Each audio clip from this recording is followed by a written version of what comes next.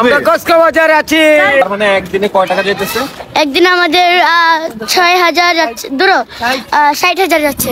বাইরে ভাই, ওদের একদিনের খরচ নাকি ৬০,০০০ টাকা। না মানে প্রতিদিন যদি ৬০,০০০ টাকা করে খরচ করে, তাহলে এত লাখ টাকা ওরা কই থেকে কামায়?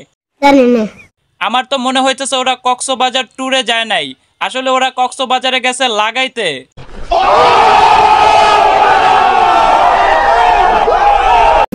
একদিনে ৬০,০০০ টাকা করে। আরে একটু বেশি, যার পকেট খরচ আছে না। কাকু, আপনি যে পান বিড়ির সাথে সবজিও খান, ওইটার হিসাবটা এই জায়গায় দিয়া যান।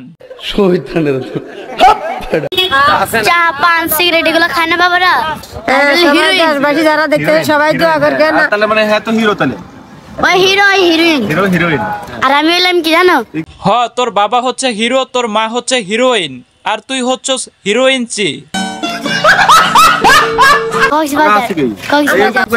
আমরা কক্সবাজারে আছি। ভাই আপনি কি এই হোটেল উঠছেন নাকি? হ্যাঁ ভাই, এই হোটেলে আছি আমরা বর্তমানে।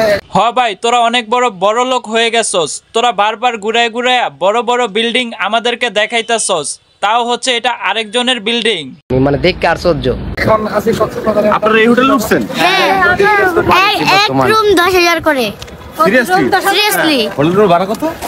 এক রুমের ১০,০০০। বাইরে ভাই, তোদের এক রুমের ভাড়া যদি ১০,০০০ টাকা হয়, তাহলে তোরা এই জায়গায় অনেকগুলা মানুষ আসছস, তাহলে এই জায়গায় অনেক টাকার ব্যাপার স্যাপার। তো এত টাকা তোরা কোথায় পাবি? না মানে তোর বাবার কি সবজির ব্যবসা আছে নাকি? ৭ দিন যে থাক, ১০ লাখ। মানে ভাই, ভাইরাল সুমাইয়া মানে সে কক্সবাজারে আসছে ১০ লাখ টাকার বাজেট নিয়া।